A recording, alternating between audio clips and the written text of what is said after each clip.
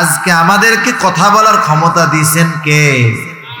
আল্লাহ আজকে আমাদের কথা বলার ক্ষমতা দিয়েছেন। ওই সময় ক্ষমতা দেন নাই বিধায় দুনিয়ায় কথা বলবে, কিন্তু আল্লাহ তাআলা আজকে আমাদেরকে কথা বলার ক্ষমতা দিয়েছেন। এজন্য তুমি আমাদের দ্বারা দুনিয়াতে কি অপরাধ সংগঠিত করেছো সব আল্লাহ তাআলার কাছে আমরা বলে দিচ্ছি। যদি এই চিন্তাগুলো আমরা সবসময় আমাদের সামনে রাখতে পারি যে হায় হায় আমি মানুষের সামনে গুনাহ করা, অপরাধ করা, মন্দ কাজ করা এটাকে কতটা ভয় পাই, অথচ সার্বক্ষণিকভাবে আল্লাহ সুবহানাহু ওয়া তাআলা আমাকে দেখতেছেন। আমার সাথের ফেরেশতারা সর্বক্ষণ আমার সাথে আছে। আমি যাদেরকে দিয়ে অপরাধ করি, অন্যায় করি, তারা আমার বিপক্ষে সাক্ষী। এই চিন্তাগুলা আমরা যতক্ষণ আমাদের মাঝে যথাযথভাবে প্রবেশ করাতে না পারবো, দুনিয়ার আইন, দুনিয়ার কঠোরতা, ওয়াজ নসিহত সহজে আমাদেরকে পাপ থেকে দূরে ঠেলতে পারবে না, পাপ থেকে বাঁচাতে পারবে না। এই চিন্তাগুলা যদি আমাদের মধ্যে না আসে, স্বাভাবিক আপনাদের এলাকার কাউকে যদি বলা হয় যে আপনাকে কিন্তু হাটহাজারী থানা থেকে নজরদারিতে রাখা হয়েছে, খবর আসলো যে আপনি প্রশাসনের নজরদারিতে আছেন, বলেন তো ও 24 ঘন্টা টেনশনে থাকবে না? ঘরের মধ্যে থাকলেও চিন্তায় থাকবে, মসজিদে থাকলেও চিন্তায় থাকবে, বাজারে থাকলেও চিন্তায় থাকবে। আমরা কি 24 ঘন্টা আল্লাহর নজরদারিতে নাই? দুনিয়ার প্রশাসন তাকে কতটুকু সময় নজরদারি করবে? ঘরের মধ্যে গেছে ল্যাপের তলে দেখবে না, কিন্তু আমি আপনি যত আধারে যাই, যত একাকিত্ব অবলম্বন করি না কেন, আল্লাহ তাআলার নজরের বাইরে কখনো যাওয়ার কোনো উপায় আমাদের নাই। এই চিন্তাগুলা মানুষকে গুনার থেকে বাঁচাইতে পারে। তা যাই হোক, দুনিয়ায় যেই কর্মগুলো আমরা করছি, কিয়ামতের দিন আমাদের কর্মের সাক্ষীও আছে, কর্মের প্রতিদানও আল্লাহ তাআলা দিবেন। এগুলো কিয়ামতের দিন আমলনামা বানানো হচ্ছে, ফাইল আকারে প্রস্তুত হচ্ছে। এগুলা কিয়ামতের দিন আল্লাহ তাআলা ছাইড়া দিবেন। প্রত্যেকের দুনিয়ার আমলনামা, যে দুনিয়ায় যে আমল করেছে, যা যা আমল করেছে, যা বলেছে, যা করেছে, সব লিপিবদ্ধ আছে। প্রত্যেকের আমলনামা প্রত্যেকের কাছে পৌঁছায়া যাবে। আমলনামা ডান হাতে কেউ পাবে, আমলনামা বাম হাতে কেউ পাবে।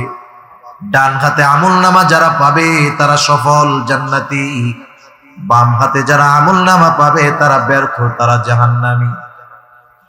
ডান হাতে যারা আমলনামা পাবে, বিষয়টা কিন্তু এমন নয় যে আমলনামা সামনে আছে, মন চাইলে ডান হাত দিয়া নিলাম, মন চাইলে বাম হাত দিয়া নিলাম, এমন নয়। বরং তার কৃতকর্মই তার আমলনামা ডান হাতে অথবা বাম হাতে পৌঁছায়া দিবে। সে নিতে বাধ্য হবে। যে ডান হাতে আমলনামা পেয়ে যাবে সে খুশি।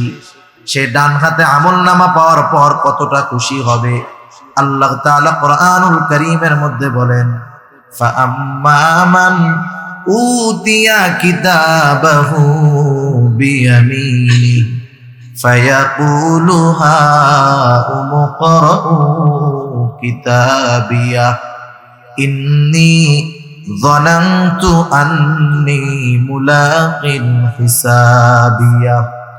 আল্লাহ রাব্বুল আলামিন জানায় দেন, ডান হাতে যে আমলনামা পাবে কতটা খুশি সে হবে। আমরা ছোটবেলায় যখন স্কুলে পড়েছি, আমাদের সময় শুধু কোন বিষয়ে কত মার্ক এটা জানায়া দেওয়া হতো না। আমাদের সময় পরীক্ষার উত্তরপত্রটাও আমাদেরকে দিয়ে দেওয়া হতো। বলা হতো খাতাটা দেখো কি লিখছো, আগামীকাল তোমাদের অভিভাবকদের কাছ থেকে খাতায় সাইন কইরা এরপরে আবার জমা দিবা। যেই ছেলেটা খাতা পাওয়ার পর দেখতো 90-95 পেয়ে গেছে 100-র মধ্যে, সে নিঃসন্দেহে খুশি হইতো, ঠিক কিনা বলেন? বন্ধুদেরকে তার খাতাটা দেখাইতো যে দেখো আমি অঙ্কে 95 পেয়েছি, ইংরেজিতে 90 পেয়েছি। খুশিতে সে বন্ধুদেরকে বলতো দেখো আমার খাতা, পড়া দেখো কত সুন্দর লিখছি। ডান হাতে যে আমলনামা কিয়ামতের ময়দানে পাবে, আল্লাহ তাআলা বলেন সেও বলবে এই তো আমার কিতাব, পড়ো তোমরা। ফায়াকুলু হাউমু করাউ কিতাবিয়া। এখন ডান হাতে আমলনামা সে পাইলো কেন, এর কারণটাও কেমন জানি সে বলে দিবে। প্রশ্ন করে না, বন্ধু তুমি 90 কেমনে পাইলা? আমরা তো 60, 70, 50 পাইতে কষ্ট হয়েছে। সে তখন কি বলে, শোনো আমি ঠিক মতো লেখাপড়া করছি, তোমরা রাত 10টায় ঘুমিয়ে গিয়েছো, আমি 12টা পর্যন্ত এগুলা পড়ছি। আর আমার দৃঢ় প্রত্যয় ছিল যে লেখাপড়া যদি আমি করি তাইলে আমি 90-এর উপরে মার্ক পাবো, এই জন্যই তো 90 পেয়েছি। ডান হাতে আমল নামা যিনি পাইলেন তিনি বলবেন, ইন্নী যানানতু আন্নী মুলাকিন হিসাবিয়া, আমি এই ব্যাপারে দৃঢ় ধারণা রাখতাম, দৃঢ় বিশ্বাস রাখতাম যে আমাকে হিসাবের মুখোমুখি হতে হবে, হিসাবের মোলাকাত হতে হবে, তথা আমার দুনিয়ার কর্মের হিসাবের মুখোমুখি জবাবদিহিতার কাঠগড়ায় আমাকে দাঁড়াতে হবে। দুনিয়ায় এই ব্যাপারে আমার দৃঢ় বিশ্বাস ছিল বিধায় আমি আমার কর্মগুলো ভালো করেছি, নেক আমল করেছি, যার কারণে আজকে আমি ডান হাতে আমল নামা পেয়ে গেছি। রাসূলুল্লাহ সাল্লাল্লাহু আলাইহি ওয়াসাল্লাম বলেন, তোমরা যখন জান্নাতের বাগানের পাশ দিয়ে অতিক্রম করবে সেখান থেকে তোমরা ফল আহরণ করবে। সাহাবায়ে কেরাম জিজ্ঞাসা করলো, ইয়া রাসূলুল্লাহ, দুনিয়ার জান্নাতের বাগান এটা আবার কোনটা? আল্লাহ রাসূল সাল্লাল্লাহু আলাইহি ওয়াসাল্লাম বললেন, দুনিয়ার জান্নাতের বাগান হলো জিকিরের মজলিস। দুনিয়ার জান্নাতের বাগান জিকিরের মজলিস। এখানে আমরা আসছি, বসছি, সুবহানাল্লাহ, আলহামদুলিল্লাহ, লা ইলাহা ইল্লাল্লাহ, আল্লাহু আকবার, এই জিকিরগুলো আমরা করি। সহিহ মুসলিমের একটি বর্ণনার মধ্যে আসছে যে আল্লাহ সুবহানাহু ওয়া তাআলার কাছে 4টি কালিমা, 4টি বাক্য সবচাইতে প্রিয়। আল্লাহ তাআলার কাছে 4টি কালিমা তথা 4টি বাক্য সবচাইতে প্রিয়। সেই 4 কালিমা, 4 বাক্য হলো সুবহানাল্লাহ, আলহামদুলিল্লাহ, লা ইলাহা ইল্লাল্লাহ, আল্লাহু আকবার। এই 4 কালিমা আল্লাহ তাআলার প্রিয়। আমরাও যদি আমাদের প্রিয় বানাই তাহলে আমাদেরও লাভ। কারণ যেই জবান জিকির দ্বারা সিক্ত সেই জবান অনেক গুনার থেকে বাঁচতে পারে। আর হাদিসের মধ্যে আসছে, আল্লাহ রাসূল সাল্লাল্লাহু আলাইহি ওয়াসাল্লাম বলেন, তোমরা আমাকে 2টো জিনিস হেফাজতের গ্যারান্টি দাও, আমি তোমাদেরকে জান্নাতের গ্যারান্টি দিব। সুবহানাল্লাহ। একটা হলো জবান হেফাজতের গ্যারান্টি, আর একটা হলো লজ্জাস্থান হেফাজতের গ্যারান্টি। আবার আর এক হাদিসের মধ্যে আল্লাহ রাসূল সাল্লাল্লাহু আলাইহি ওয়াসাল্লাম বলেন, প্রকৃত মুসলমান কে? গরু খাইলেই যে মুসলমান, বিষয়টা কিন্তু এমন নয়। প্রকৃত মুসলমান কে? আল্লাহ রাসূল সাল্লাল্লাহু আলাইহি ওয়াসাল্লাম বলেন, আল মুসলিম মান সালিমাল মুসলিমুনা মিন লিসানিহি ওয়া ইয়াদিহি।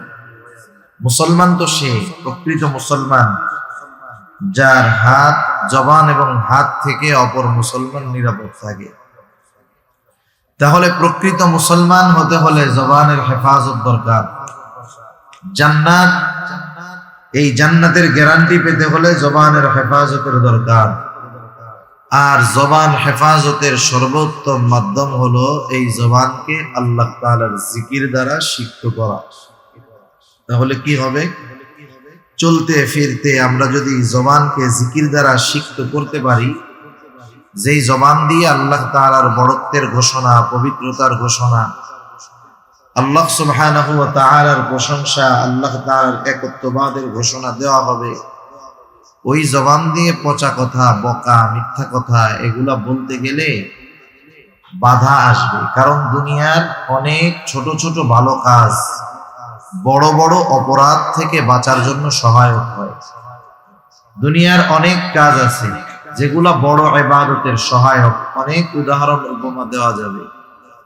মনে করেন আমরা শীতের সময় যখন রাত্রে ঘুমিয়ে থাকি, যার বাড়ি বিল্ডিং, শীতের সময় তো আর জানালা খুলে রেখে ঘুমায় না, একেবারে যত মজবুত ভাবে পারা যায় দরজা জানালা আটকিয়ে এরপরে ঘুমায়, যাতে বাহিরের কোনো বাতাস ভেতরে না ঢুকতে পারে। থাই গ্লাস দিয়ে ভালো মতো আটকায় দিল, মহল্লার মসজিদে আজান হয়, আজানের আওয়াজটা ভিতরে ভালো মতো যায় না। এখন দেখেন যে কথা বলতেছি আর কি, ছোট ছোট কাজ বড় বড় কাজের জন্য সহায়ক হয়, বড় বড় বিষয়ের জন্য সহায়ক হয়। এখন আওয়াজ তো যায় না, দিয়ে রাখলাম ঘড়ির অ্যালার্ম, মোবাইলের অ্যালার্ম দিয়ে রাখলাম। এই মোবাইলের অ্যালার্ম বা ঘড়িতে অ্যালার্ম দেওয়া এটা ফরজ, ওয়াজিব, সুন্নাত, মুস্তাহাব কোনো কিছুই না। অথচ এই মোবাইল বা ঘড়ির অ্যালার্ম আমাকে একটা ফরজ ইবাদত পালন করার জন্য সাহায্য করবে, ঠিক না? এজন্য দুনিয়ার অনেক ছোট ছোট বিষয় আছে যেগুলার কারণে বড় বড় অনেক বিষয়ের থেকে বাঁচা যায়, বড় বড় বিষয় করা যায়। আল্লাহ সুবহানাহু ওয়া তাআলা আমাদের সবাইকে জিকির দ্বারা জবানকে সিক্ত করার তৌফিক দান করুন, সকলে বলি আমিন।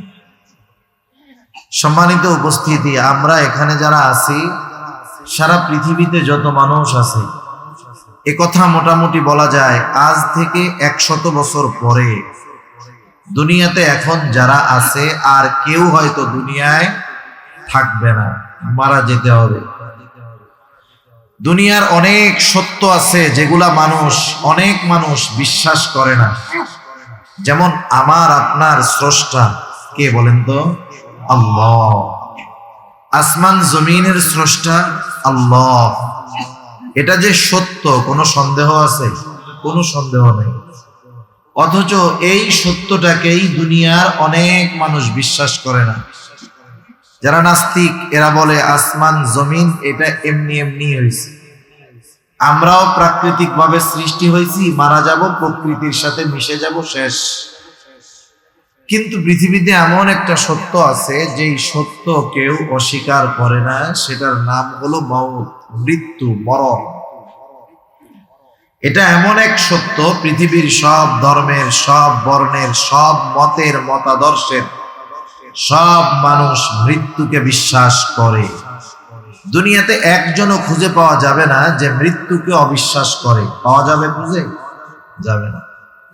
সেই মৃত্যুটা সুনিশ্চিত আমাদের প্রত্যেকেরই হবে। জন্মিলে মরিতে হবে। একটা মানুষ জন্ম নেওয়া মানে তাকে মৃত্যুর খবর সে পেয়ে গেল। এখন এই মরণ আমাদের হবে, কখন হবে?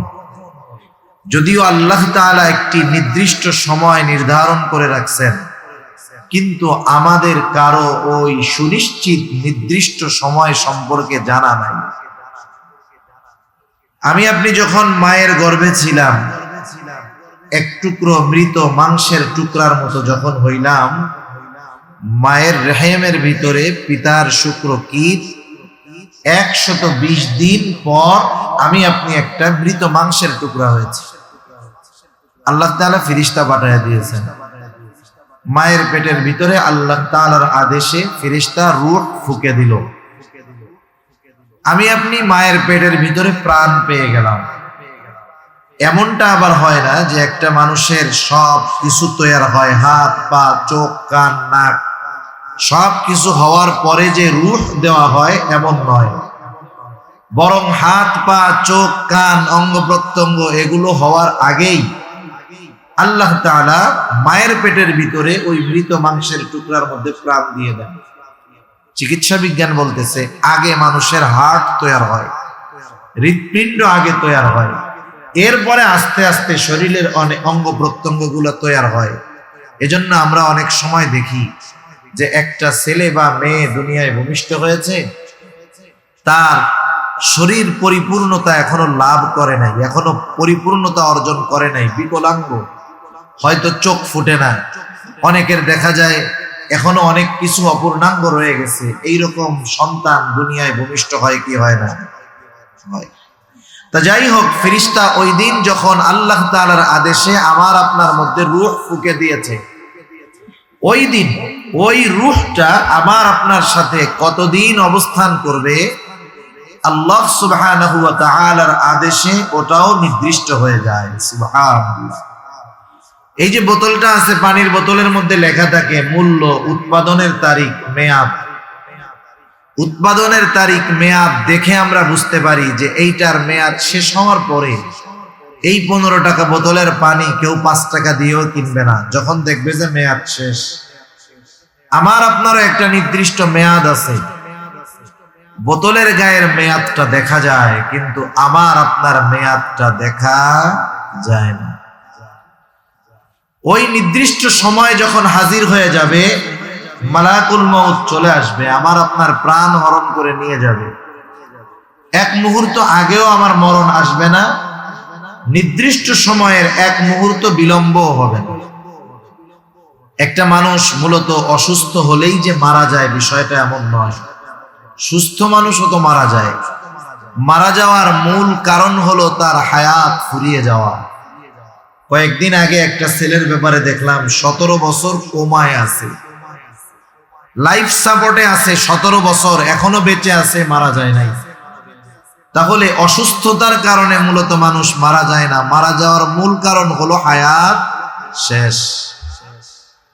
মানুষ মারা যাওয়ার পর আমাদের অঞ্চলগুলোতে মানুষ মারা যাওয়ার পরে প্রচার করে, অ্যানাউন্স করে মাইকের মধ্যে, অমুক এলাকার অমুক, অমুকের ছেলে অমুক আজ বিকাল 5 ঘটিকায় ইন্তেকাল করছে।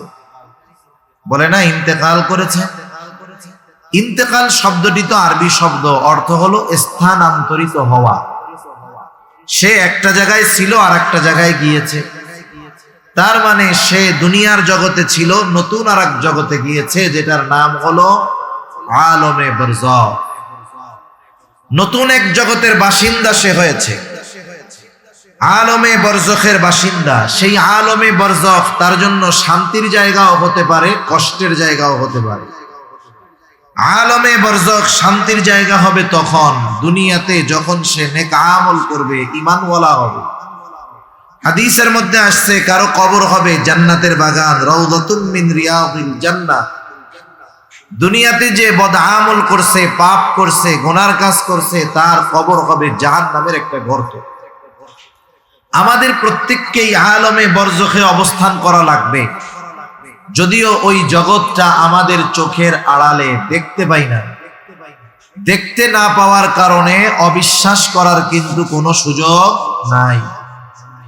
সেই আলমে বরজখে আমাদের অবস্থান করতে হবে দীর্ঘকাল, তবে অনন্তকাল নয়। আলমে বরজখে দীর্ঘকাল অবস্থান, একটা সময় শেষ তো হবে। আল্লাহ তাআলা কোরআনুল কারীমের মধ্যে বলেন, وَنُفِخَ فِي الصُّورِ فَصَعِقَ مَنْ فِي السَّمَاوَاتِ وَمَنْ فِي الْأَرْضِ إِلَّا مَنْ شَاءَ اللَّهُ ثُمَّ نُفِخَ فِيهِ أُخْرَى فَإِذَا هُمْ قِيَامٌ يَنْظُرُونَ। আল্লাহ রাব্বুল আলামিন জানিয়ে দেন, প্রথমবার সিংহায় ফুৎকার দেওয়া হবে। ফাসাইকা মান ফিস সামাওয়াতি ওয়া মান ফিল আরদি ইল্লা মান শাআল্লাহ। আল্লাহ তাআলা যা চান, যেগুলো চান সেগুলো ছাড়া আসমান জমিনের মাঝে যা কিছু আছে সব কিছু অজ্ঞান হয়ে যাবে। মুফাসসিরিনে কেরাম বলেন, সিংহায় ফুৎকার দেওয়ার পর প্রথমে অজ্ঞান হবে, এরপরে মৃত্যু ঘটবে। এই মানুষগুলা যারা প্রাণী ছিল সব শেষ।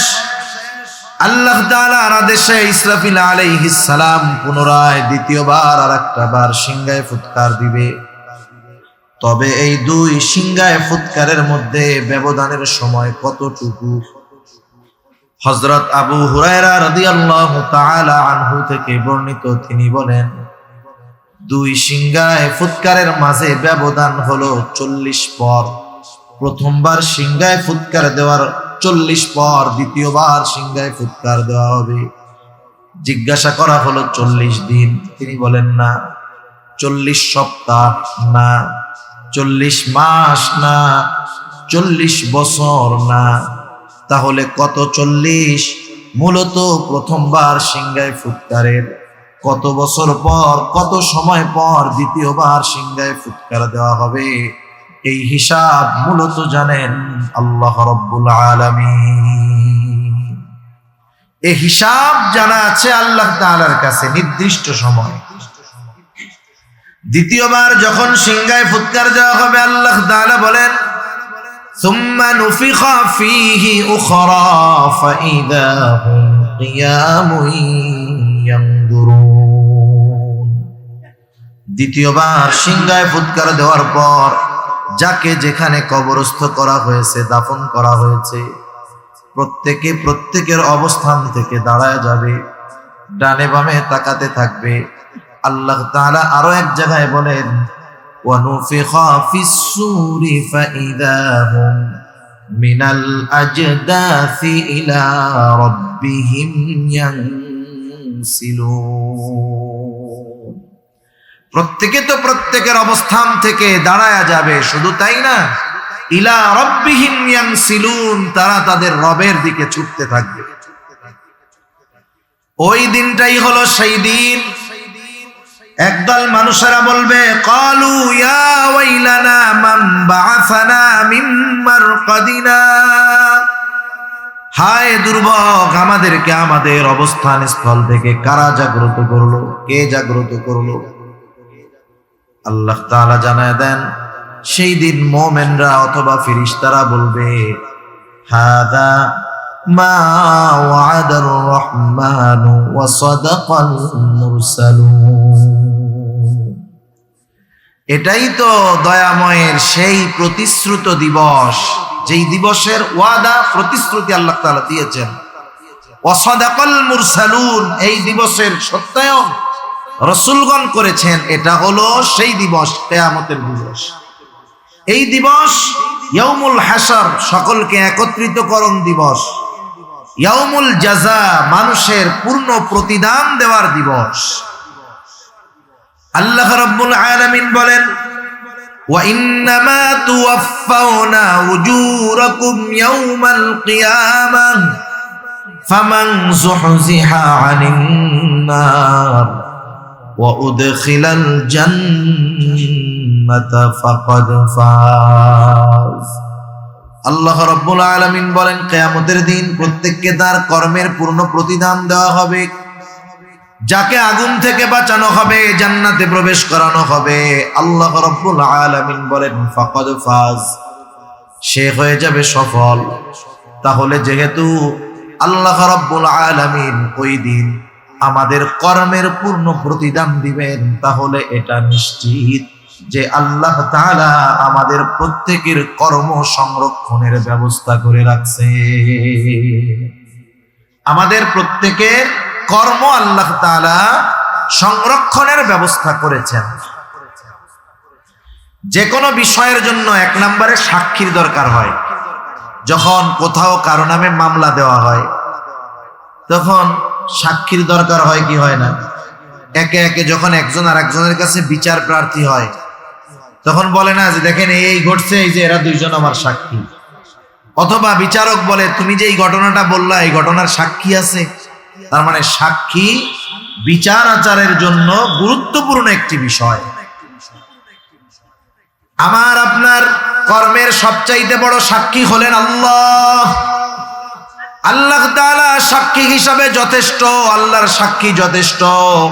কাফা বিল্লাহি শাহিদা, আল্লাহ তাআলাই তো সাক্ষী হিসাবে যথেষ্ট। কিন্তু এরপরেও আল্লাহ রাব্বুল আলামিন আমাদের কর্মের ব্যাপারে আরো সাক্ষী রেখে দিয়েছেন। আল্লাহ সুবহানাহু ওয়া তাআলা কুরআনুল কারীমের মধ্যে জানায় দেন, কিরামান কাতিবিনা ইয়ালামুনা মা তাফআলুন। আল্লাহ রাব্বুল আলামিন বলেন, কিরামান কাতিবিন, সম্মানিত লেখকদ্বয় জানে তোমরা কি আমল করো।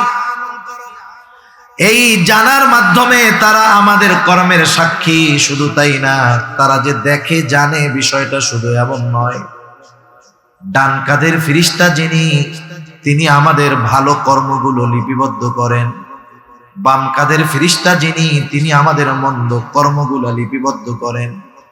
শুধু তাই নয়, আরো একজন ফেরেশতা আল্লাহ তাআলা আমাদের সাথে নিযুক্ত করে রাখছেন। আল্লাহ তাআলা বলেন, মা ইয়ালফিযু মিন কওলিন ইল্লা লাদাইহি রাকীবুন আতীদ। সদা তৎপর একজন ফেরেশতা আমাদের সাথে আছে। মা ইয়ালফিযু মিন কওল, জবান দিয়ে যা আমরা নিক্ষেপ করি, অর্থাৎ যা বলি, বলার সাথে সাথে ওই ফেরেশতা আমাদের কথাগুলাকে রেকর্ড করে ফেলে, সংরক্ষণ করে ফেলে। সুবহানাল্লাহ। বিজ্ঞান কি বলে? বিজ্ঞানের কথা আমাদের কেমন জানি বিশ্বাস হয় বেশি, অথচ বিজ্ঞান যেটা এখনো প্রমাণ করতে ব্যস্ত, আল্লাহ তাআলা সেটা আমাদের অনেক আগেই জানায় দিয়েছেন। বিজ্ঞান বলে মানুষ যেই কথাগুলো উচ্চারণ করে, মানুষের উচ্চারিত কোনো কথা ধ্বংস হয়ে যায় না, সব বাতাসের মধ্যে আছে, সব বাতাসে আছে। আল্লাহ তাআলা তো এমন ক্ষমতাধর, তিনি যদি কিয়ামতের দিন বলেন যে আব্দুর রহিম দুনিয়াতে যত কথা বলছে বাতাস, সব কথাগুলা আলাদা করে আমার সামনে হাজির করো, বলেন তো এটা আল্লাহর জন্য কি কঠিন? অতি সহজ বিষয় আল্লাহ তাআলার জন্য। বিজ্ঞান বলতেছে কথাগুলো ধ্বংস হয়ে যায় না, সব বাতাসের মধ্যে আছে। এখান থেকে আপনাদের আত্মীয় যদি কারো থাকে, সেই 15,500 কিলোমিটার দূর আমেরিকা, কেউ যদি তার ভাই বন্ধু সন্তানের সাথে কথা বলতে চায়, আমেরিকাতে যদি ফোন দেয়, ফোন দেওয়ার কয়েক সেকেন্ডের মধ্যে বাংলাদেশ থেকে 15,000 কিলোমিটার দূরে তার কণ্ঠ, তার ভয়েস সেকেন্ডের ভিতরে ওই আমেরিকায় যিনি থাকেন তার মোবাইলের মধ্যে চলে যায়, ঠিক না? শুধু কথা বলা যায় তা না, এখানে যা হচ্ছে মোবাইলের মাধ্যমে তাকে দেখানো যায়। তার নাই, কিচ্ছু নাই, কেমনে যায়? নেটওয়ার্ক সিস্টেম, নেটওয়ার্ক এগুলা যথাযথ নম্বরে পৌঁছানোর ব্যবস্থা করে, সাথে সাথে বাতাসকে ব্যবহার করা হয়। এই বাতাস আর নেটওয়ার্ক, এই প্রযুক্তির সংমিশ্রণ সেকেন্ডের ভিতরে আমার আপনার এই বাংলাদেশে বলা কথাটা, শব্দটা হুবহু টোনে, হুবহু উচ্চারণে সেকেন্ডের ভিতরে আমেরিকায় চলে যাচ্ছে। সুবহান। তার লাগে না, কিছু লাগে না। যে আল্লাহ তাআলা মানুষকে এমন প্রযুক্তি দিলেন, সে আল্লাহ তাআলার জন্য কথা সংরক্ষণ করা কঠিন নয়, বরং অতীব অতীব সহজ, ঠিক কিনা? তাহলে আমাদের কথাগুলা রেকর্ড হইতেছে। শুধু তাই না, আমি আপনি যেই অঙ্গ প্রত্যঙ্গের দ্বারা কর্ম সম্পাদন করি, কাজগুলা করি, এগুলাও কিয়ামতের ময়দানে আমার পক্ষে বা বিপক্ষে সাক্ষী হয়ে যাবে। আল্লাহ তাআলা কোরআনুল কারীমের মধ্যে বলেন, আল ইয়াউমা নাখতিমু আলা আফওয়াহিহিম ওয়া তুকাল্লিমুনা আইদিহিম ওয়া তাশহাদু আরজুলুহুম বিমা কানু ইয়াকসিবুন। আল্লাহ রাব্বুল আলামিন বলেন, আজকের এই দিন অর্থাৎ কিয়ামতের দিন, নাখতিমু আলা আফওয়াহিহিম, আমি তাদের মুখের উপরে মোহর মেরে দিব, ওয়া তুকাল্লিমুনা আইদিহিম, আমার সাথে কথা বলবে তাদের হাত, ওয়া তাশহাদু আরজুলুহুম, সাক্ষী দিবে তাদের পা, বিমা কানু ইয়াকসিবুন, এই হাত পা দ্বারা তারা কি উপার্জন করেছে। শুধু যে আমার আপনার হাত পা আল্লাহ তাআলার সাথে কথা বলবে এমনটা নয়, বরং আল্লাহ তাআলা আরো এক জায়গায় বলেন, শাহিদা আলাইহিম সামউহুম ওয়া আবসারুহুম ওয়া জুলুদুহুম বিমা কানু ইয়ামালুন। আল্লাহ তাআলা বলেন, সাক্ষী দিবে তাদের চোখ, সাক্ষী দিবে তাদের কান, সাক্ষী দিবে তাদের কান, সাক্ষী দিবে তাদের চোখ, সাক্ষী দিবে তাদের চামড়া। এই চোখ, কান, জবান, চামড়া দিয়ে তারা কি আমল করেছে। 60-70 বছর হায়াতের মানুষ 60-70 বছর ধরে গুনাহ করছে, পাপ করছে, রাতের পর রাত চোখে দিয়ে গুনাহ দেখিয়েছে, রাতের পর রাত কানকে দিয়ে গান শুনিয়েছে, দিনের পর দিন হাত দিয়ে অপকর্ম করেছে, জবান দিয়ে অপকর্ম করেছে। বলেন তো, এই অঙ্গ প্রত্যঙ্গ গুলো দুনিয়াতে কোনোদিন ওই অপকর্ম, অপরাধ করার সময় কথা বলেছে কিংবা বাধা দিয়েছে নাকি? কোনোদিন কথাও বলে নাই, বাধাও দেয় নাই। অথচ এই হাত দিয়ে আমি আপনি অপরাধ করাচ্ছি, চোখ দিয়ে অপরাধ করছি, কান দিয়ে অপরাধ করতেছি, এরা কোনো কথা বলে না। কিয়ামতের দিন যখন কথা বলতে দেখবে, যার বিরুদ্ধে কথা বলবে সে তো অবাক হয়ে যাবে। এবার জিজ্ঞাসা করবে, ক্বালু লিজুলুদিহিম লিমা শাহিদতুম আলাইনা, কি চামড়া তোমরা কেন আমাদের বিরুদ্ধে সাক্ষী দাও? তার মানে দুনিয়ায় তো কথা বলতে পারতো না, এখন কেমন করে সাক্ষী দাও, কথা কেমন করে বলতেছ। এইবার ওই অঙ্গ প্রত্যঙ্গ গুলাও জবাব দিবে, ক্বালু আনতাকানাল্লাহ। আজকে আমাদেরকে কথা বলার ক্ষমতা দিয়েছেন কে? আল্লাহ আজকে আমাদের কথা বলার ক্ষমতা দিয়েছেন। ওই সময় ক্ষমতা দেন নাই বিধায় দুনিয়ায় কথা বলবে, কিন্তু আল্লাহ তাআলা আজকে আমাদেরকে কথা বলার ক্ষমতা দিয়েছেন। এজন্য তুমি আমাদের দ্বারা দুনিয়াতে কি অপরাধ সংগঠিত করেছো সব আল্লাহ তাআলার কাছে আমরা বলে দিচ্ছি। যদি এই চিন্তাগুলো আমরা সবসময় আমাদের সামনে রাখতে পারি যে হায় হায়, আমি মানুষের সামনে গুনাহ করা, অপরাধ করা, মন্দ কাজ করা, এটাকে কতটা ভয় পাই, অথচ সার্বক্ষণিকভাবে আল্লাহ সুবহানাহু ওয়া তাআলা আমাকে দেখতেছেন। আমার সাথের ফেরেশতারা সর্বক্ষণ আমার সাথে আছে। আমি যাদেরকে দিয়ে অপরাধ করি, অন্যায় করি, তারা আমার বিপক্ষে সাক্ষী। এই চিন্তাগুলা আমরা যতক্ষণ আমাদের মাঝে যথাযথভাবে প্রবেশ করাতে না পারবো, দুনিয়ার আইন, দুনিয়ার কঠোরতা, ওয়াজ নসিহত সহজে আমাদেরকে পাপ থেকে দূরে ঠেলতে পারবে না, পাপ থেকে বাঁচাতে পারবে না। এই চিন্তাগুলা যদি আমাদের মধ্যে না আসে, স্বাভাবিক আপনাদের এলাকার কাউকে যদি বলা হয় যে আপনাকে কিন্তু হাটহাজারী থানা থেকে নজরদারিতে রাখা হয়েছে, খবর আসলো যে আপনি প্রশাসনের নজরদারিতে আছেন, বলেন তো ও 24 ঘন্টা টেনশনে থাকবে না? ঘরের মধ্যে থাকলেও চিন্তায় থাকবে, মসজিদে থাকলেও চিন্তায় থাকবে, বাজারে থাকলেও চিন্তায় থাকবে। আমরা কি 24 ঘন্টা আল্লাহর নজরদারিতে নাই? দুনিয়ার প্রশাসন তাকে কতটুকু সময় নজরদারি করবে? ঘরের মধ্যে গেছে ল্যাপের তলে দেখবে না। কিন্তু আমি আপনি যত আধারে যাই, যত একাকিত্ব অবলম্বন করি না কেন, আল্লাহ তাআলার নজরের বাইরে কখনো যাওয়ার কোনো উপায় আমাদের নাই। এই চিন্তাগুলা মানুষকে গুনার থেকে বাঁচাইতে পারে।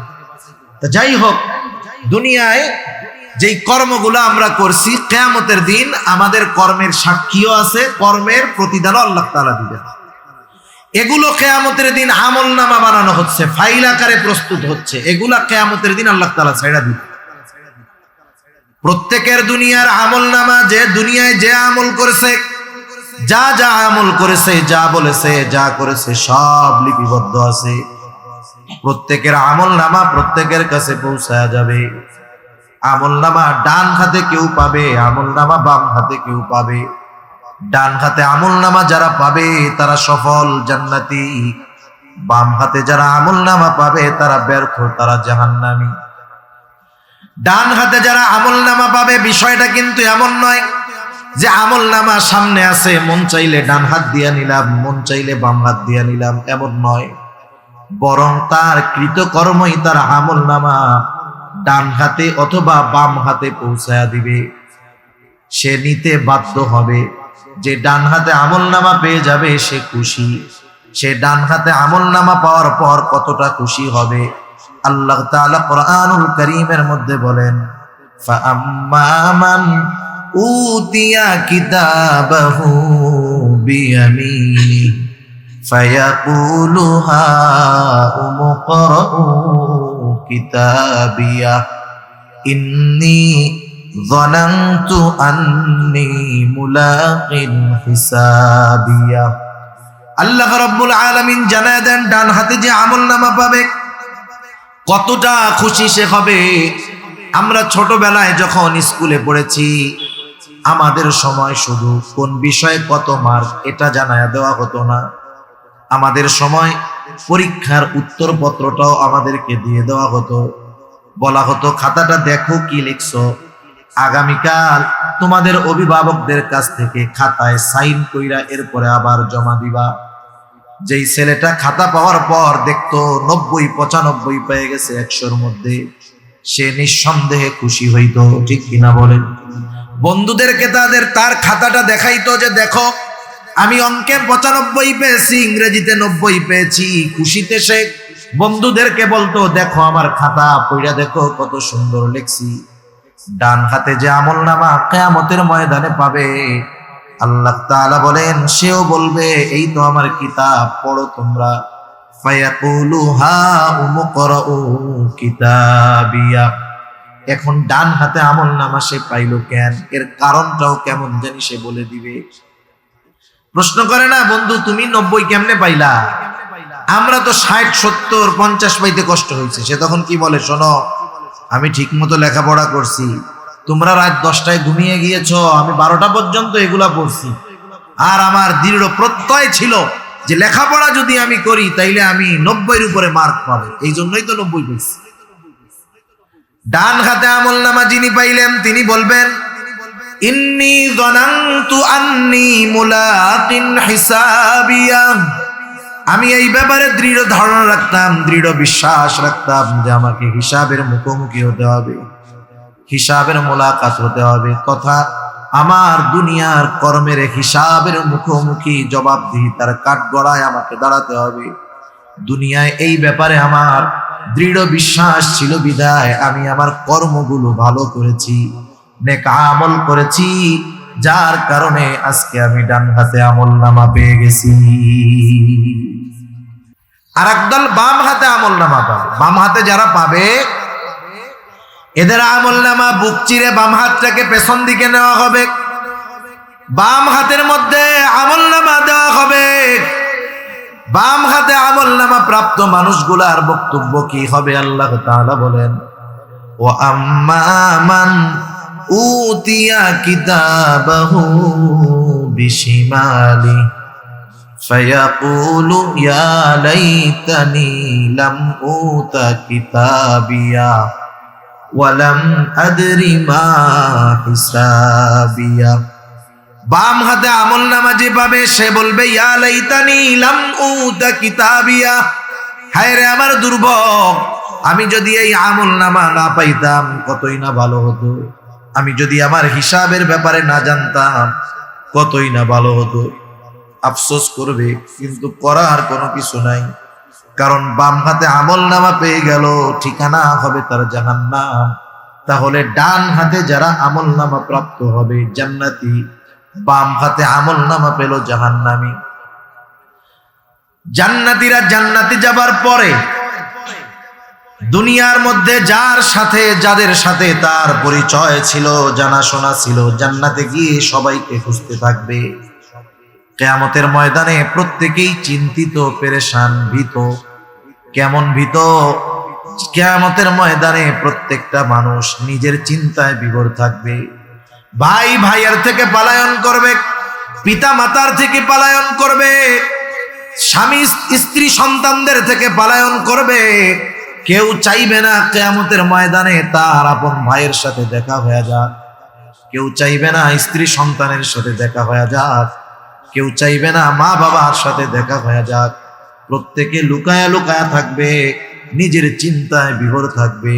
ওই মানুষটাই যদি ডান হাতে আমলনামা পেয়ে জান্নাতি হতে পারে, জান্নাতে যাওয়ার পর দুনিয়ায় তার যাদের সাথে সম্পর্ক ছিল, পরিচিত ছিল, জান্নাতে যাওয়ার পর ওই লোকটাই সবাইকে খুঁজতে থাকবে। কিয়ামতের ময়দানে পেরেশান, চিন্তিত, ভীত। জান্নাতে যাওয়ার পরে আর চিন্তা নাই, কারণ সেখানে শুধু সালাম সালাম, শান্তি আর শান্তি। এবার সে সব পরিচিত জনকে খুঁজবে, কোথায় আমার ভাই, কোথায় আমার মা, কোথায় আমার বাবা, কোথায় সন্তান, কোথায় আমার সেই বন্ধু বান্ধব, সবাইকে সে খুঁজবে। বলেন তো, খুঁজবে ঠিকই, কিন্তু সবাইরে কি সে জান্নাতে পাবে? সবাইকে জান্নাতে পাবে না তো। কারণ দুনিয়ার অনেক কাছের মানুষ, কাছের বন্ধু হয়তো বাম হাতে আমলনামা পেয়েছে, বদআমলের কারণে সে জাহান্নামে চলে গেছে। এজন্য আল্লাহ তাআলা জানায়া দিয়েছেন প্রত্যেকটা মানুষ তার কর্মের নিকটে দায়বদ্ধ। এখানে বোঝানো উদ্দেশ্য হলো বদআমল যারা করছে, বাম হাতে যারা আমলনামা পেয়েছে, এই আমলনামা পাওয়াটা বাম হাতে তার কর্মফল, সুতরাং তার ঠিকানা জাহান্নাম। আর ডান হাতে যে আমলনামা পেল সে তো সফল হয়ে গেল। এজন্য আল্লাহ তাআলা বলেন, কুল্লু নাফসিন বিমা কাসাবাত রহিনা ইল্লা আসহাবাল ইয়ামিন ফি জান্নাতিন ইয়াতাসাআলুন। জান্নাতে যাওয়ার পরে জান্নাতীরা তো খুঁজবে, সবাইকে পাবে না। তাফসীরে ইবনে কাসীরের মধ্যে আসছে আল্লাহ তাআলা জান্নাতি আর জাহান্নামীদের মধ্যে দেখা ও কথাবার্তার ব্যবস্থা করে দিবেন। সুবহানাল্লাহ। জান্নাতীরা জাহান্নামীদের অবস্থা দেখবে, জাহান্নামীরা জান্নাতীদের অবস্থা দেখবে। জান্নাতীরা দেখবে যে জাহান্নামের মধ্যে তাদের অনেক পরিচিত জন, বন্ধু বান্ধব শাস্তি ভোগ করতেছে। মানুষ যখন কষ্ট দেখতে পারে তখন সে যে অবস্থায় থাকে ওইটা তার কাছে শান্তির লাগে। মনে করেন আমাদের কাছে অনেক ঠান্ডা লাগতেছে, এখন শীত লাগতেছে না? আপনি যদি চট্টগ্রাম শহরে যান দেখবেন রাস্তার ফাঁকে ফাঁকে আইল্যান্ডের মাঝে কিছু মানুষ শুয়ে আছে। আমাদের তো কান ঢাকার রুমাল আছে, গায়ে দেওয়ার সোয়েটার আছে, ওর ওইটাও নাই। ওই দৃশ্য দেখার পরে যতই শীত থাক আমার আপনার শীত আর থাকবে না। কেন? ওই কষ্ট দেখে আমি যেই অবস্থায় আছি এই নিয়ামতের কদর আমি তখন বুঝতে পারবো। তখন আল্লাহ তাআলার দরবারে নেককার বান্দা হলে এমনিই বলবো আলহামদুলিল্লাহ। হায় হায়, চিন্তা করি যে আমার কত কষ্ট, অথচ আমার চাইতে কত কষ্টে মানুষ আছে, আল্লাহ আমারে খুব ভালো রাখছে। জান্নাতীরা যখন জাহান্নামীদের ওই অবস্থা দেখবে, দেখবে তার প্রিয়জন, বন্ধু, আত্মীয় স্বজন জাহান্নামের মধ্যে কঠিন শাস্তি ভোগ করতেছে। এই দৃশ্যটা দেখার পর জান্নাতের নিয়ামত যেই লোকটা পেল, আল্লাহ তাআলার প্রতি তার কৃতজ্ঞতার মাত্রা আরো বেড়ে যাবে। সে আল্লাহ তাআলাকে বলবে, আল্লাহ, এদের সাথেই তো আমি দুনিয়ায় একসাথে চলতাম, আপনি যদি আমার প্রতি দয়া না করতেন, আমার প্রতি যদি ইহসান না করতেন, আল্লাহ, হয়তো আমাকেও ওর সাথে ওই জাহান্নামের শাস্তি ভোগ করা লাগতো।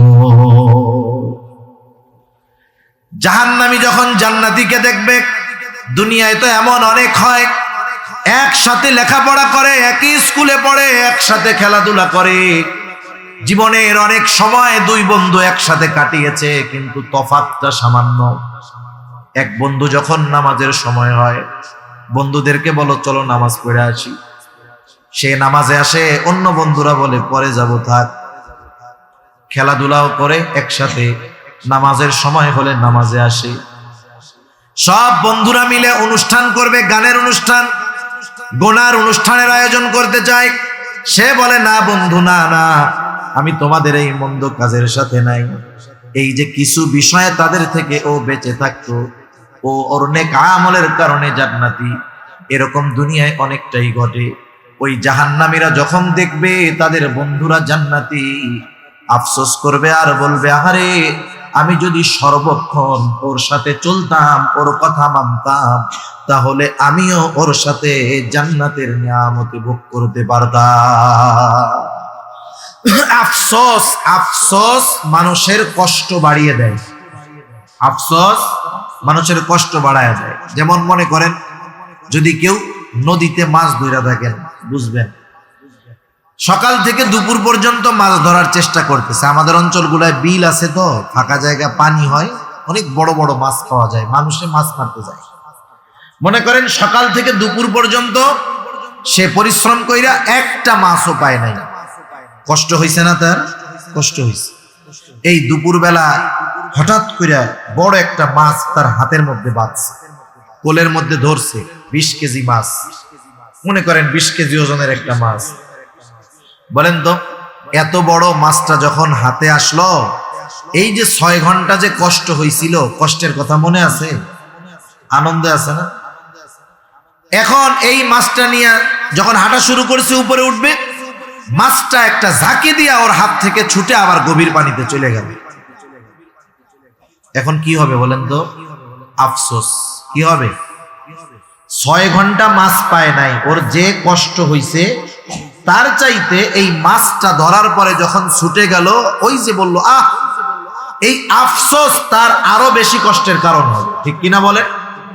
সে যদি যুবক থাকে, বৃদ্ধকালে তার নাতিদের কাছে বলবে যে জানো তোমরা কি করো, আমরা পড়ালেখাও করছি, মাছও মারছি, এই বিশাল এক মাছ পাইছিলাম নাতি একবার, আহ আরে ধরে রাখতে পারলাম না, একটা ঝাঁটি দিয়ে হাতের থেকে পড়ে গেছে।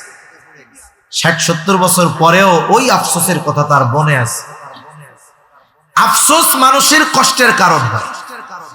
জাহান্নামীরা যখন দেখবে জান্নাতে তার বন্ধু নিয়ামত ভোগ করে, তার কষ্টের অনুভবটা আরো বেড়ে যাবে। এখন প্রশ্ন হতে পারে কষ্টের অনুভবটা বাড়ে কেমনে? একটা মেসাল দিলে বুঝতে সহজ হবে। মনে করেন বকা দেওয়া এটা খারাপ কাজ, মানুষ মানুষকে বকা দেয়, এটা মন্দ কাজ। একজন অপরিচিত ব্যক্তি যাকে আমরা চিনি না জানি না, ওই অপরিচিত কোনো ব্যক্তিও যদি আমাদের কাউকে গালি দেয়, খারাপ লাগবে কি লাগবে না? লাগবে। ওই অপরিচিত লোকটা যেই বকাটা দিয়েছে, ওই বকা যদি একজন পরিচিত মানুষ দেয়, কষ্ট একটু বেশি লাগবে নাকি আগের চাইতে কম লাগবে? অবশ্যই বেশি লাগবে। ওই বকাটা যদি আপনার আমার ভাই দেয়, একই বকা, কষ্ট বেশি লাগবে। যদি সন্তান দেয়, ওই বকাটা মনে হবে বিষাক্ত তীর হয়ে আমার আপনার কলিজার মধ্যে আঘাত করতেছে। শব্দ কিন্তু এক, ব্যক্তি পরিবর্তনের কারণে একই কথায় কষ্টের মাত্রাটা বেড়ে যায়। জাহান্নামীরা আফসোসের কারণে কষ্ট বেড়ে যাবে। জান্নাতীদের আলোচনা তারা জানতে চায় কেন তাদের বন্ধুরা জাহান্নামে গেল, পরস্পর আলোচনা করবে। তাফসিরে ইবনে কাসিরের মধ্যে আল্লাহ তাআলা এসেছে, আল্লাহ রাব্বুল আলামিন জান্নাতি আর জাহান্নামীদের মধ্যে কথাবার্তার ব্যবস্থা করে দিবে। আল্লাহ তাআলা সেই কথাগুলাই এখানে বলেন, ফি জান্নাতি ইয়াতাসাআলুনা আনিল মুজরিমিনা মা সালাকাকুম ফি সাকার। জান্নাতীরা মুজরিমদেরকে, পাপীদেরকে তথা জাহান্নামীদেরকে জিজ্ঞাসা করবে, কোন জিনিসে বা কোন কারণে তোমরা এই জাহান্নামে আসলা? কোন জিনিস তোমাদেরকে এই জাহান্নামে আনলো? জাহান্নামীরা তাদের জাহান্নামে আসার, জাহান্নামে যাওয়ার চারটি কারণ উল্লেখ করবে। কয়টি কারণ? চারটি কারণ। বিষয় হলো, যেহেতু জাহান্নামীরা যেই চারটি কারণের কথা এই সূরার আলোকে আল্লাহ তাআলা আমাদের জানায়া দিলেন, আমাদের করণীয় হলো ওই কারণগুলো যদি আমাদের কারো মধ্যে থাকে, ওগুলো নিজেদের থেকে বের করে ফেলা। কারণ ওই কারণে জাহান্নামে যাওয়া লাগবে। জাহান্নামীরা এবার বলবে, ক্বালু লাম নাকু মিনাল মুসাল্লিন। এক নাম্বার কারণ, আমরা মুসল্লি ছিলাম না, মুসল্লি ছিলাম না। মুসল্লি কাকে বলে? সপ্তাহে একদিন মসজিদে গেলে সে মুসল্লি নাকি? আরে প্রকৃত মুসল্লি যে, সে তো আল্লাহ তাআলার আরশের ছায়ায় স্থান পাবে। রাসূল আকরাম সাল্লাল্লাহু আলাইহি ওয়াসাল্লাম জানিয়ে দেন, কিয়ামতের দিন সূর্যটা একেবারে নিকটে হয়ে যাবে, কোথাও কোনো ছায়া থাকবে না আরশের ছায়া ছাড়া। নবীজি বলেন, সেই দিন ওই আরশের ছায়ায় 7 শ্রেণীর মানুষ স্থান পাবে। এর মধ্যে এক শ্রেণীর মানুষ হলো রাজুলুন কলবুহু মুআল্লাকুন বিল মসজিদ। ওই ব্যক্তি যার অন্তর সর্বদা মসজিদের সাথে থাকতো। একটু বলেন তো, যার অন্তর সর্বদা মসজিদের সাথে, ওই লোকটা নামাজের সময় হলে নামাজ ছাড়তে পারে?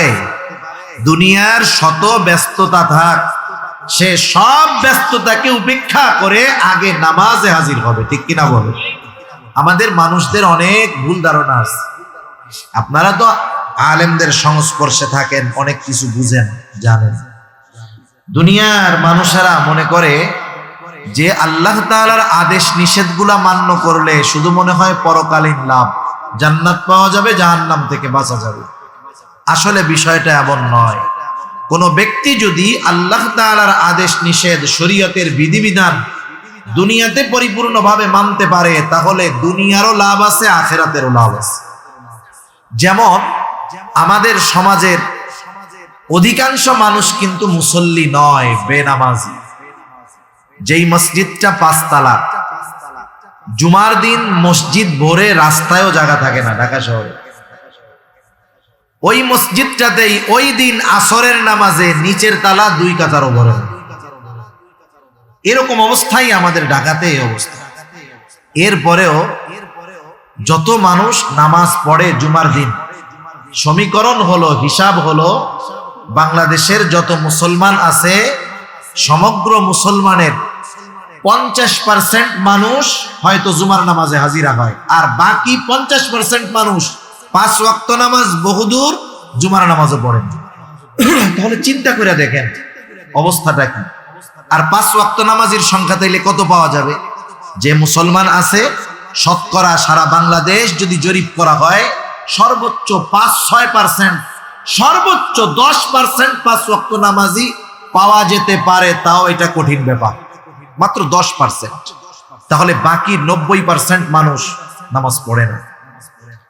মানুষ নামাজ না পড়ার যেই কারণগুলো আমাদের সামনে আসে, এর মধ্যে অন্যতম একটি কারণ হলো রিজিক উপার্জন করা। দোকানদার নামাজ পড়ে না, খোঁজ নিয়ে দেখেন কেন? দোকানদার দোকানদারি করে রিজিক উপার্জনের জন্য। সে এই ব্যস্ততায় নামাজ পড়ে না। সিএনজিওয়ালা নামাজ পড়ে না, রিক্সাওয়ালা নামাজ পড়ে না, দিনমজুর কুলি নামাজ পড়ে না। তাহলে বিষয়টা হলো দুনিয়ার বড় একটা অংশ নামাজ না পড়ার কারণ রিজিক উপার্জন করা, ঠিক না? এটাই তো নাকি? হ্যাঁ। তাহলে একটু বলেন তো, রিজিকের মালিক কে? বড় বড় মার্কেট গুলায় দেখবেন মসজিদ আছে, নামাজ পড়ে 50-60 জন, অথচ দোকানি আছে 1000। প্রত্যেকটা দোকানে 2-3 জন করে কর্মচারী আছে। 3-4 হাজার কর্মচারী একটা মার্কেটে, নামাজ পড়ে 50-60 জন। শতকরা হিসাব দেন, 1%, 2% হবে। তাহলে রিজিক উপার্জন করতে গিয়ে অধিকাংশ মানুষ নামাজ পড়ে না, অথচ ওই রিজিকের মালিক আল্লাহ। রিজিকের মালিক যিনি, তিনি যেই পদ্ধতি বলে দেন রিজিক পাওয়ার জন্য, সেই পদ্ধতি বাদ দিয়ে যদি দুনিয়ার মানুষ অন্য পন্থায় পরিশ্রমের মাধ্যমে, বুদ্ধির মাধ্যমে, মেধার মাধ্যমে রিজিক উপার্জন করতে চায়, রিজিকের মালিকের পদ্ধতি বাদ দিয়ে বলেন তো রিজিক উপার্জন করা সম্ভব? রিজিক উপার্জনের চেষ্টা করে যাবে, কিন্তু উপার্জন করতে পারবে না। রিজিকের মালিকের ফর্মুলা কি? আল্লাহ রাব্বুল আলামিন বলেন, ওয়া'মুর আহলাকা বিস-সালাতি ওয়াসতাবির আলাইহা লা নাসআলুকা রিজকা। আল্লাহ তাআলা বলেন, তোমার অধীনস্থদেরকে নামাজের আদেশ দাও, তুমিও এর উপরে অটল থাকো। অর্থাৎ নিজেও মুসল্লি হও, ঘরের মানুষগুলাকেও মুসল্লি বানাও। কারণ নিজে মুসল্লি হলে হবে না, নিজে জাহান্নাম থেকে বাঁচলে হবে না, অধীনস্থদেরকেও বাঁচাতে হবে। আল্লাহ তাআলা বলেন, ইয়া আইয়ুহাল্লাযীনা আমানু কু আনফুসাকুম ওয়া আহলিকুম নারা। আল্লাহ তাআলা বলেন, হে ঈমানদারেরা, নিজে জাহান্নামের আগুন থেকে বাঁচো, তোমার অধীনস্থদেরকেও জাহান্নামের আগুন থেকে বাঁচাও। ঈমানদারদের উপরে আদেশ। যেহেতু ঈমান তার আছে, তাইলে কি দিয়া জাহান্নাম থেকে বাঁচবে? তার মানে ঈমান যেহেতু আছে, আল্লাহ তাআলা কেমন যেন বলতেছেন, বান্দা তুমি নেক আমল নিজে করো, এর মাধ্যমে জাহান্নাম থেকে নিজেকে বাঁচাও। অধীনস্থদেরকে দিয়ে নেক আমল করানোর মাধ্যমে জাহান্নাম থেকে বাঁচাও। ঈমানের পরে সর্বোত্তম নেক আমল হলো নামাজ, তাই না? নামাজ, তার মানে মুসল্লি হওয়ার। এজন্য আল্লাহ তাআলা একার আদেশ করেন নাই, বলছেন ওয়া'মুর আহলাকা বিস-সালাতি ওয়াসতাবির আলাইহা। তার মানে তুমি নিজেও মুসল্লি হও, তোমার অধীনস্থদেরকেও মুসল্লি বানাও, নামাজের আদেশ করো, অধীনস্থদের তুমিও তার উপরে অটল থাকো। লাভ কি হবে বান্দা? আল্লাহ তাআলা বলেন, লা নাসআলুকা রিজকা। বান্দা, আমি আল্লাহ তো তোমাদের কাছে রিজিক চাই না, বরং তুমি যদি নামাজি হও, তোমার ঘরের মানুষগুলা যদি নামাজি হয়, তোমরা যদি সকলে মুসল্লি হয়ে যাও, লাভটা কি? আল্লাহ তাআলা বলেন, নাহনু নারযুকুকা, আমি আল্লাহ নামাজি হওয়ার কারণে তোমাদের রিজিক দিয়ে দিব। তাহলে যে কর্মের দোহাই দিয়ে নামাজ পড়ে না, রিজিক উপার্জনের দোহাই দিয়ে নামাজ পড়ে না, নামাজ বাদ দিয়ে সে যতই কঠোর পরিশ্রম আর সাধনা করুক না কেন, রিজিকের প্রকৃত স্বাদ থেকে সে বঞ্চিত হবে, রিজিক উপার্জন করতে পারবে না, জিন্দেগিভর পরিশ্রমী করে যাবে। ঠিক কিনা বলেন? এজন্য নামাজের মাধ্যমে আল্লাহ তাআলা বান্দার রিজিক দেয়। রিজিক বলতে যে শুধু টাকা পয়সা তা না, জীবন উপকরণ। দুনিয়ার একজন নেককার বিবি, এটাও রিজিক। একজন নেককার সন্তান, এটাও রিজিক। সুস্থ আছি, এটাও রিজিক। এভাবে আল্লাহ রাব্বুল আলামিন জানায়া দিলেন, নামাজি হইলে আমি আল্লাহ তোমাদের রিজিক দিব। তাহলে বলেন, আমরা যদি মুসল্লি হই তাইলে আমাদেরই তো লাভ, ঠিক না? বড় লাভ, জাহান্নাম থেকে বাঁচবো, দুনিয়ার জীবন উপকরণের ব্যবস্থা আল্লাহ তাআলা করে দিবেন। 2 নাম্বার, জাহান্নামীরা তাদের জাহান্নামে যাওয়ার কারণ হিসাবে বলল, ওয়ালাম নাকুনু তাইমুল মিসকিন, আমরা মিসকিনদেরকে খানা দিতাম না, খানা খাওয়াইতাম না। সাধারণভাবে মানুষকে খানা খাওয়ানো ফজিলতের কাজ। রাসূলুল্লাহ সাল্লাল্লাহু আলাইহি ওয়াসাল্লাম বলেন, এক ব্যক্তি এসে নবীজির কাছে প্রশ্ন করেছে, আইয়ুল ইসলামি খায়র, ইসলামের মধ্যে উত্তম কাজ কোনটা? নবীজি সাল্লাল্লাহু আলাইহি ওয়াসাল্লাম ছিলেন উম্মতের রূহানী ডাক্তার। এই জন্য একই প্রশ্ন যখন নবীজির কাছে একাধিকবার করা হতো, রোগীর অবস্থা বুঝে নবীজি জবাব দিতেন। এই লোকের প্রশ্নের জবাবে নবীজি সাল্লাল্লাহু আলাইহি ওয়াসাল্লাম বললেন, তুতঈমুত তাআম ওয়া তাকরাউস সালাম আলা মান আরাফতা ওয়া মান লাম তারিফ, তুমি মানুষকে খানা খাওয়াও, পরিচিত অপরিচিত সবাইকে বেশি বেশি সালাম দাও। খানা খাওয়ানোর কথা বলে নবীজি বলেন নাই যে মিসকিন অসহায়দেরকে খাওয়াও, সাধারণভাবে বলছেন যে খানা খাওয়াও। তার মানে আমি যদি কাউকে খানা খাওয়াই, সে ধনী হোক গরিব হোক, সচ্ছল হোক অসচ্ছল হোক, পরিচিত হোক অপরিচিত হোক, দেশি হোক বিদেশি হোক, নেককার হোক বদকার হোক, আমি যদি আল্লাহর সন্তুষ্টির জন্য খানা খাওয়াই, এই খানা খাওয়ানোটা উত্তম কাজ, ঠিক কিনা বলেন? তবে যতই ভালো খাওয়াই না কেন, প্রতিদানের আশা যদি থাকে, প্রতিদানের আশা যদি থাকে, তাহলে কিন্তু এই খানা খাওয়ানোর মধ্যে কোনো ফজিলত নাই। আর জামানা তো এমন, মানুষ আর একজনের দাওয়াত দেয় কিছু পাওয়ার আশা করেই, ঠিক না? কিছু পাওয়ার আশা করেই দাওয়াত দেয়। এ ধরনের দাওয়াতের মধ্যে কোনো ফায়দা নেই। সাহাবায়ে কেরাম মানুষকে খানা খাওয়াইতেন কার জন্য? আল্লাহর সন্তুষ্টির জন্য। আমরা তো অনেক সময় মানুষের কাছে উপকার করে তার কাছে আবার উপকার আশা করি। অনেক সময় এটাও বলি, দেখ ওর এত উপকার করলাম, আমার তো কোনো উপকার করলোই না, এই যে উপকারটা করলাম আমার ধন্যবাদও দিল, বলে না এরকম, একটু থ্যাংক ইউও দিল না। সাহাবায়ে কেরামের অভ্যাস কি ছিল আল্লাহ তাআলা কোরআনুল কারীমের মধ্যে জানায় দেন। আল্লাহ তাআলা বলেন, ইন্নামা নুতঈমুকুম লিওয়াজহিল্লাহি লা নুরিদু মিনকুম জাযাআও ওয়ালা শুকুরা। তারা খানা খাওয়া কি বলতো? ইন্নামা নুতঈমুকুম লিওয়াজহিল্লাহ, আমরা তোমাদেরকে আল্লাহর জন্য খানা খাওয়াইছি, যেহেতু খাবারটা আল্লাহর জন্য খাওয়াইছি, লা নুরিদু মিনকুম জাযাআ, আমরা তোমাদের কাছে কোনো প্রতিদান চাই না। প্রতিদান তো বহুদূর, ওয়ালা শুকুরা, আমরা তোমাদের কাছে কৃতজ্ঞতাও আশা করি না, ধন্যবাদও চাই না, কারণ খাওয়াইছি আল্লাহ তাআলার জন্য, প্রতিদান আশা করি আল্লাহ তাআলার কাছে। সেজন্য আমরা মানুষকে খানা খাওয়াবো, সেটা বিবাহের অনুষ্ঠান হোক, অন্য অনুষ্ঠান হোক, কার জন্য? আল্লাহর জন্য। আপনাদের এলাকায় সিস্টেম আছে কিনা জানি না, বিবাহ খাওয়া খেয়ে টাকা দেওয়া নেওয়ার অভ্যাস আছে? এগুলো আছে এদিকে? একটু বলেন না। আছে? এটা খুব বদ অভ্যাস, এটা খুব বদ অভ্যাস। আপনারা দাওয়াত দিয়ে খাওয়াবেন, এটা ভালো বিষয়, খাওয়ান, লিখে দিবেন নো গিফট গ্রান্টেড।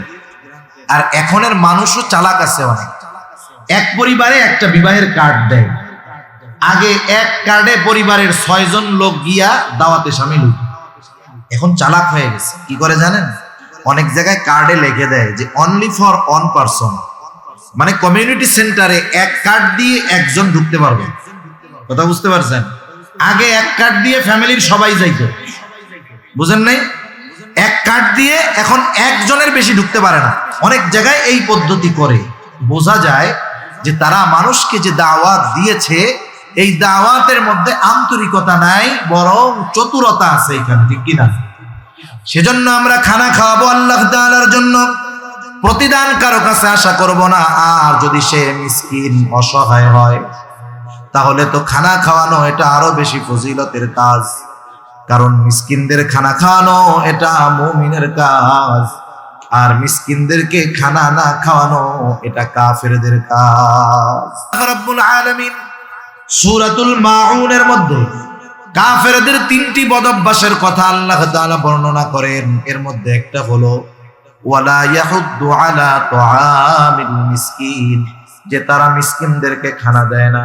তার মানে মিসকিনদের খানা না দেওয়া এটা কাফেরদের স্বভাব, মিসকিনদের খাবার দেওয়া এটা মুমিনের কর্ম। মিসকিনদের খানা যারা না দেয় আল্লাহ তাআলা তাদের রিজিক সংকীর্ণ করে দেয়। মিসকিনদের খানা দিলে আল্লাহ তাআলা রিজিক প্রশস্ত করে দেয়।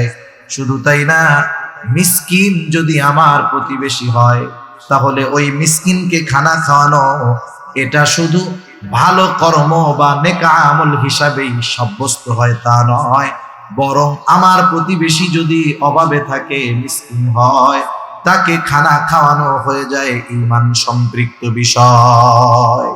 কেন? হাদিসের মধ্যে আসছে রাসূল আকরাম সাল্লাল্লাহু আলাইহি ওয়াসাল্লাম বলেন, ওই ব্যক্তি মুমিন নয় যে পেট পুরে আহার করে কিন্তু তার প্রতিবেশী অভুক্ত থাকে। আমি আপনি পেট ভরে খাইলাম, আমার প্রতিবেশী অভুক্ত থাকলো। নবীজি বলেন এরকমটা যে করে সে মুমিন নয়।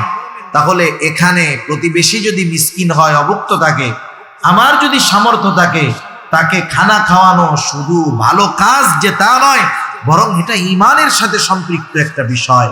এজন্য আমরা খেয়াল রাখবো, আমাদের প্রতিবেশী যদি অসচ্ছল থাকে, গরিব থাকে, অভাবী থাকে, তাদেরকে সহযোগিতা করব। সাথে সাথে এই যে শীতের সময় যদি কারো বস্ত্রের সংকট থাকে, কষ্টে থাকে, আমি কিছু পয়সা খরচ করে তাকে একটা কম্বল কিনে দিলাম, তার গায়ে দেওয়ার জন্য, শীত নিবারণের জন্য একটা পোশাক কিনে দিলাম, এটা বড় ফজিলতের কাজ। আল্লাহ তাআলা আমাদের এই ভালো কাজগুলো করার তৌফিক দান করুন, সবাই বলি আমিন। তাহলে জাহান্নামীরা জাহান্নামে যাওয়ার দ্বিতীয় কারণ বলল, ওয়ালাম নাকুনু তুইমুল মিসকিন, আমরা মিসকিনদেরকে খানা দিতাম না, মুসল্লি ছিলাম না, মিসকিনদের খানা দিতাম না। 3 নাম্বার কারণ, ওয়া কুন্না নাখুদু মা'আল খাইদিন, অনর্থক মজলিসের মধ্যে, যারা অনর্থক মজলিসের মধ্যে থাকতো তাদের সাথে আমরা গিয়ে সময় ব্যয় করতাম।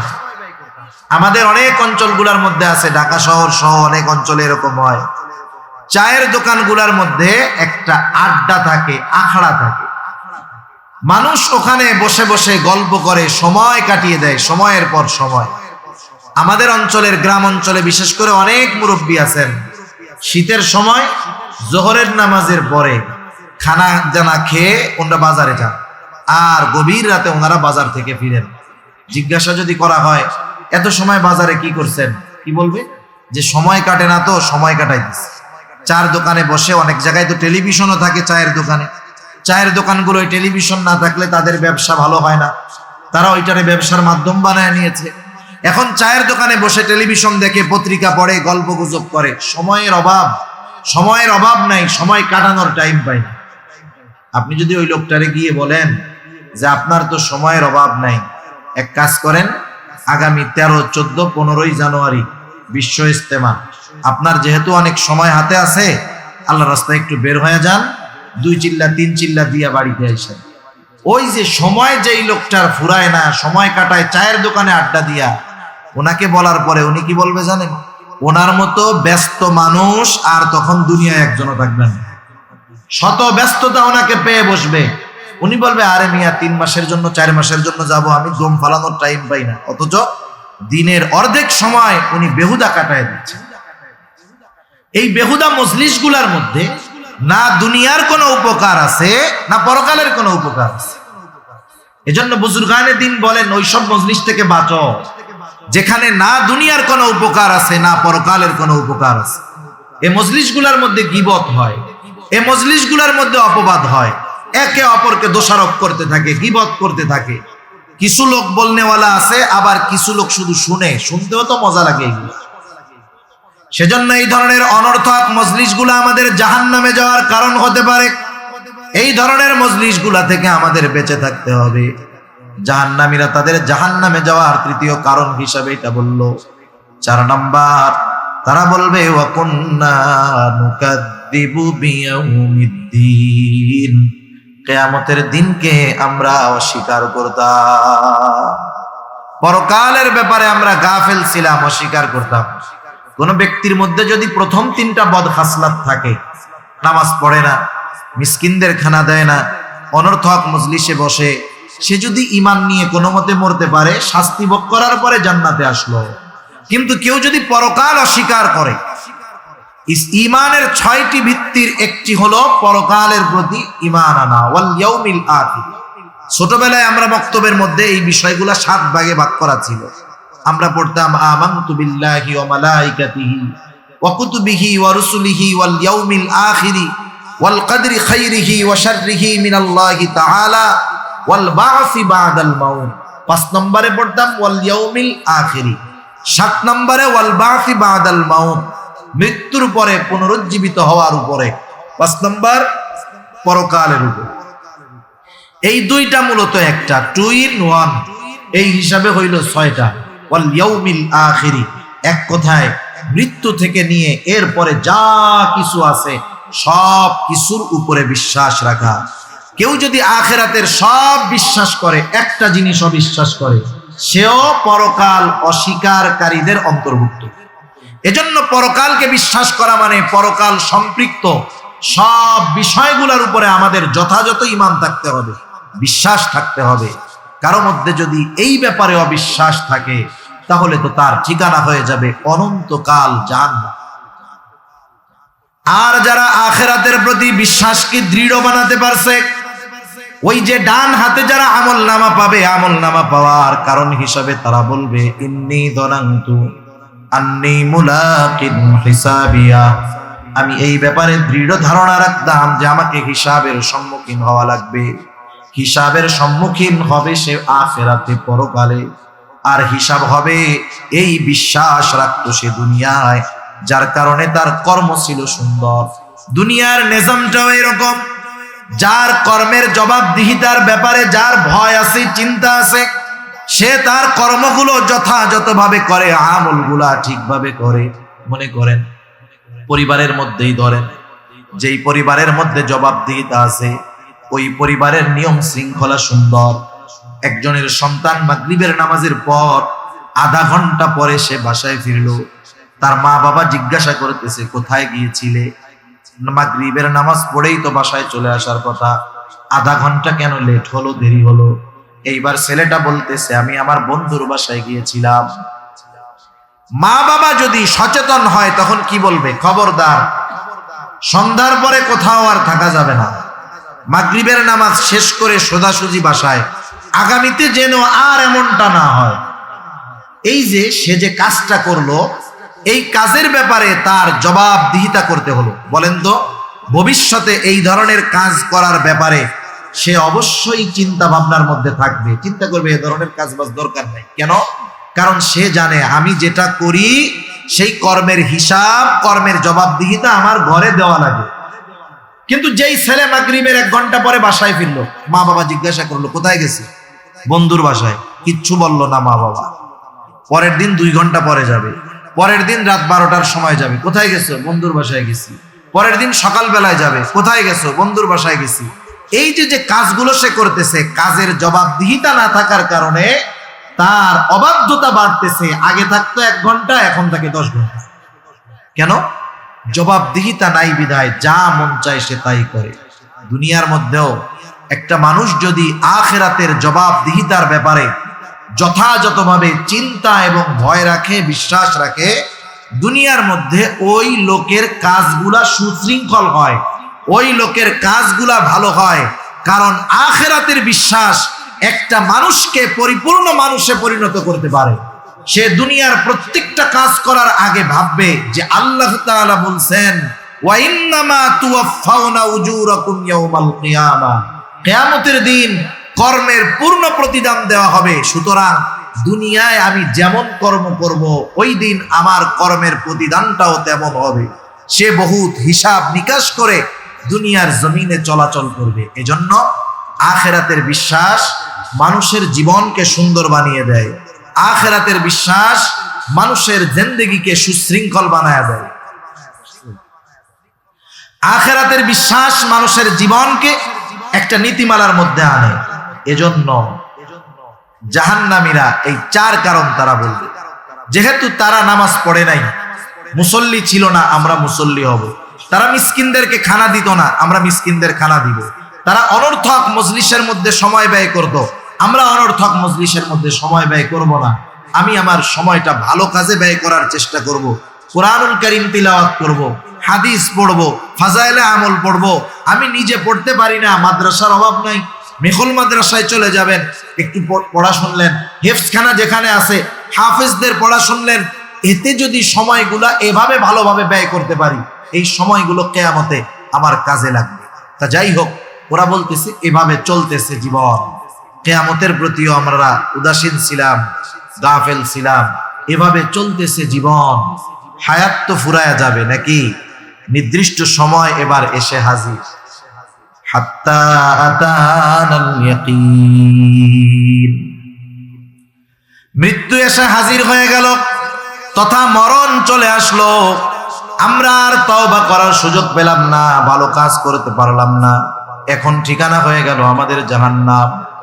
একটা মানুষ মৃত্যুর পর তার কর্মের ব্যাপারে আফসোস করে, প্রত্যেকটা মানুষ আফসোস করে, কিন্তু মরার পর আফসোস করে এটা দুনিয়ার মানুষ জানে না, দেখে না। কিন্তু আল্লাহ রাব্বুল আলামিন মৃত্যুর পরে যে মানুষ আফসোস করে সেই খবর আমাদেরকে জানায় দিয়েছেন। আল্লাহ রাব্বুল আলামিন বলেন, ওয়ানফিকু মিম্মা রাযাকনাকুম মিন ক্বাবলি আন ইয়াতিয়া আহাদাকুমুল মাউত ফায়াকুলা রাব্বি লাউলা আখখারতানি ইলা আজালিন করিব ফাআসাদ্দাক ওয়া আকুম মিনাস সালিহিন। আল্লাহ রাব্বুল আলামিন বলেন, আমি তোমাদেরকে যেই রিজিক দিয়েছি, মৃত্যু আসার পূর্বে সেগুলার থেকে তোমরা ব্যয় করো, খরচ করো। মৃত্যু আসার পূর্বে, এরপরে মানুষ যদি মারা যায়, খরচ যদি না করে, ভালো কাজ যদি না করে, ওই মৃত ব্যক্তি আল্লাহ তাআলার কাছে আফসোস করে, কিন্তু সেই আফসোসের খবর আমাদের কাছে নাই। আল্লাহ তাআলা জানায়া দিয়েছেন, এই জন্য আমরা জানতে পারলাম। সে তখন বলে, ফায়াকুলা রাব্বি লাউলা আখখারতানি ইলা আজালিন করিব ফাআসাদ্দাক ওয়া আকুম মিনাস সালিহিন। বলে, আমার রব, আমাকে যদি আরেকটু অবকাশ দিতেন, আরেকটু সুযোগ দিতেন, আমাকে যদি আবার একটু কিছু সময়ের জন্য দুনিয়ায় যাওয়ার মতো সুযোগ করে দিতেন, ফাআসাদ্দাক ওয়া আকুম মিনাস সালিহিন, তাহলে আমি ওই যে আমারে সম্পদ দিয়েছিলেন সেখান থেকে ব্যয় করতাম, সাদাকা করতাম, বেশি বেশি নেক আমল করতাম, ভালো কাজ করতাম, সৎ কর্মশীলদের অন্তর্ভুক্ত আমি হয়ে যেতাম। বলেন তো, ওই সময় আফসোস করা যাবে ঠিক, কিন্তু পুনরায় দুনিয়ায় আবার ফিরে আসা যাবে নাকি? যাবে না। সেজন্য ওই আফসোস করার আগে আমরা যদি আমাদের নিজেদেরকে নিজেরা প্রস্তুত করে নিতে পারি, তাহলে আমাদের পরকালটা সুন্দর হবে, ঠিকানা হবে অনন্তকালের জান্নাত। সেজন্য আল্লাহ সুবহানাহু ওয়া তাআলার কাছে আমরা এই তৌফিক কামনা করি যে আল্লাহ সুবহানাহু ওয়া তাআলা আমাদের সবাইকে জাহান্নামীরা যেই কারণগুলোর কারণে জাহান্নামী, ওই কারণগুলো থেকে আল্লাহ তাআলা আমাদের বেঁচে থাকার তৌফিক দান করুন। সকলে বলি আমিন। আরো জবান খুলে বলি আমিন।